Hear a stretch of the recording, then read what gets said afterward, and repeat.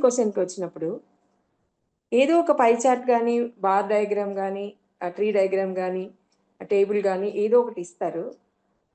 దీంట్లో అందులో నేను బాగా రూరల్ ఏరియాస్‌లో ఇంగ్లీష్ అంటే బాగా భయపడే పిల్లల కోసం వాళ్ళని ఉద్దేశించి ఇక్కడ కొన్ని కీవర్డ్స్ నేను అర్థం చేసుకోమని చెప్తున్నాను ఆ పిల్లలకి. వాళ్ళకి మెయిన్‌గా దీనిలో వచ్చే క్వెషన్స్ ఏంటంటే ఒక డేటా ఇచ్చినప్పుడు మనకి దానిలో మాక్సిమం ఏంటి? మినిమమ్ ఏమిటి అని తెలియాలి. అసలు ముందు మాక్సిమం అంటే అత్యధికము, మినిమమ్ అంటే కనీసం ఇలాంటి వర్డ్స్ తెలుసుకోండి.